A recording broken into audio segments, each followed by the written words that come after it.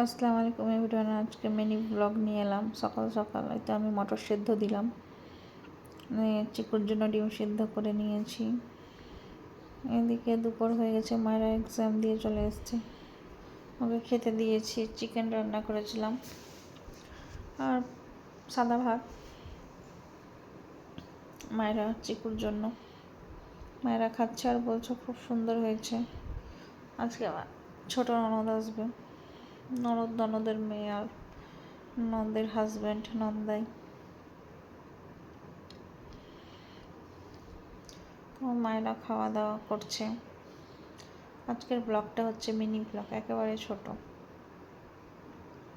মানে আমি করতে ভুলে গেছি। ব্লগ করতে করতে কিছু কিছু ক্লিপ নিতে ভুলে গেছি। এই তো দুপুর টাইম যাব, একটু চিকুদেরকে শোয়াবো। শুয়ে উঠে এতে এবার সন্ধ্যা হয়ে গেল, মানে বিকেল। চলে এলাম কিচেনে, মটর সেদ্ধ করে রেখেছিলাম, ঘুগনি করে নিচ্ছি। তারপরে ডেলিকার রুটিন, ছোলা ভেজে নিচ্ছি। চপ আর ফলমূল তো আমার শাশুড়ি কাটাকুটি করে। আর এই যে পেঁয়াজ কেটে রাখলাম, আর এই যে বেগুনি করব, বেগুন দিয়ে বেসন গুলে নিয়েছি।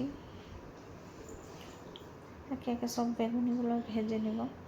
আজকে করব বেগুনি আর আলুর চপ। আমার হাজব্যান্ড নিয়ে এসেছিলো বাজার থেকে ওই, তারপরে জিলেপি, ফলমূল দিয়ে ইফতার হয়েছে। তারপর আমি বেগুনগুলো ভেজে নিচ্ছি রাত্রের জন্য। আর অন্যান্য তরকারি হয়েছে কিন্তু দেখানো হয়নি। সন্ধ্যার সময় ইফতার করে আমার ননদের বর, ননদের মেয়ে আমার ঘরে সব বসেছিল, গল্প করছিল। তারপর ওরা বাজার গেছিল, মায়ের জন্য একটা ড্রেস ঈদের আর চিকুর জন্য একটা ড্রেস নিয়ে এসেছিল। এটা মায়ের আর এটা চিকুর।